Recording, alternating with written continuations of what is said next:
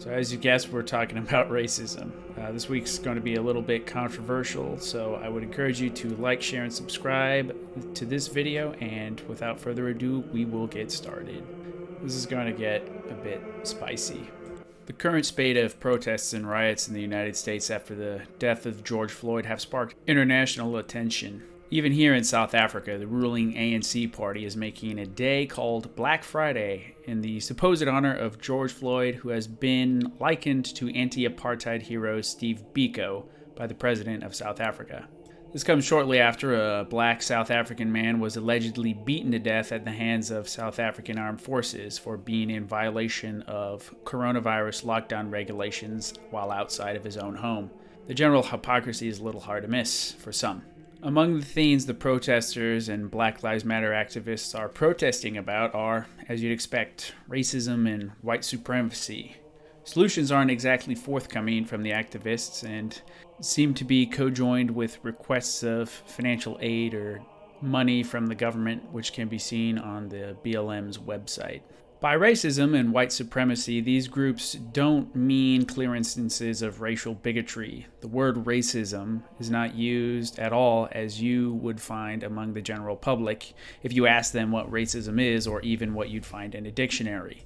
Racism, as defined by BLM and intolerable sociology professors, has taken on an almost esoteric meaning. In an argument I saw online, one person gave a definition of racism by quoting Black American beat poet Scott Woods, which I think sums up the modern leftist position quite well.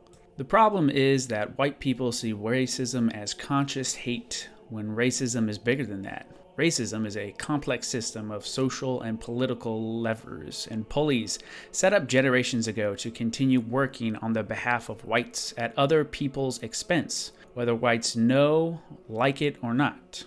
Racism is an insidious cultural disease. It is so insidious that it doesn't care if you are a white person who likes black people. It's still going to find a way to infect how you deal with people who don't look like you. Yes, racism looks like hate, but hate is just one manifestation. Privilege is another, access is another, ignorance is another, apathy is another, and so on. So while I agree with people who say no one is born racist, it remains a powerful system that we're immediately born into. It's like being born into air. You take it in as soon as you breathe. It's not a cold that you can get over. There is no anti-racist certification class. It's a set of socioeconomic traps and cultural values that are fired up every time we interact with the world. It is a thing you have to keep scooping out of the boat of your life to keep from drowning in it. I know it's hard work, but it's the price you pay for owning everything. Now, you may not have seen this exact quote yourself, but if you're plugged into social media or attended a university in the past decade, you're likely to have seen racism defined along these lines. The modern progressive has given us a definition of racism that's an almost metaphysical, totalizing force that shapes reality. White supremacy, or whiteness in modern academic parlance, has a rather similarly vague yet totalizing definition. This leads to rather tiresome Motte-and-Bailey maneuvers in conversations where the social justice advocate will be hectoring about the racist evil of private schools on the one hand, the less easily defended Bailey position, but then when pressed on it will retreat to the Motte, the more easily defended position, by reverting back to a definition of racism, meaning racial bigotry, that everyone more or less agrees with. Now, if we peel back the layers of Scott Wood's definition of racism, what is he fundamentally getting at? What's the core argument of his quote? Essentially, it's that any conceivable social organization where whites outperform blacks or any other minorities is by its very nature racist.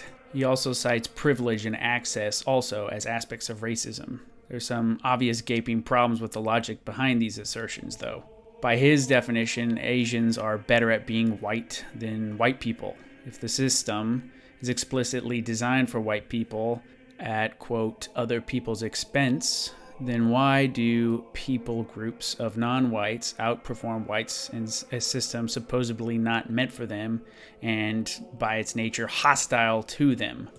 Additionally, if this is truly the case, why were blacks in America doing better in terms of employment metrics and marriage rates at a time when they had less legs up in forms of affirmative action, financial and housing assistance, in addition to contending with laws in certain places that explicitly excluded them from wider parts of white society they found themselves in. Fundamentally, anything short of full equality is racist by this definition. The only conceivable way of achieving full economic equality would be to destroy the market economy, which would obviously be disastrous, or to enslave the private sector for the purposes of social engineering by a managerial elite, regardless of any other considerations. Some children have good parents, while other children have bad parents, which leads to further inequality, aside from any other inherent talents, interests, or weaknesses the children may have. So, not only would the state have to manage the economy or dictate how resources and jobs are to be allocated, but children would have to be raised communally as an end run around domestically bred inequality.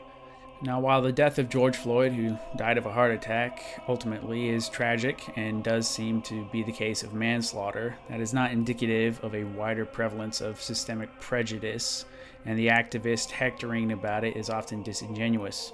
BLM activists will complain about the relative amount of black Americans in prison, but there's basically zero mention of the crime rates among this group relative to others, or how likely an officer is to use deadly force against a black suspect compared to a white one in similar circumstances.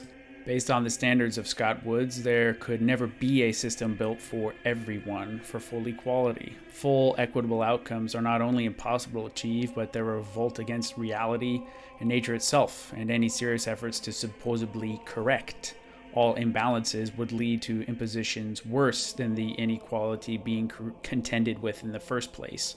By framing the fundamental problems of the black community as ones of inequality and white supremacy, rather than problems of fatherlessness, poverty, crime, and violence, they are drawing their swords against an abstract, illusory construct of their own making instead of concrete issues with real answers and solutions.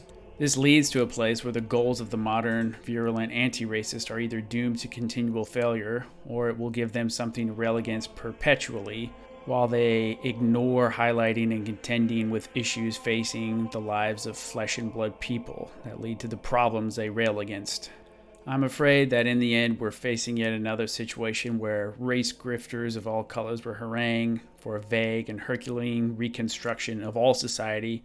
Mostly urban, white, college-educated people will be made to feel guilty for their relative comfort, and the largely fatherless black youths of America will continue to be ignored.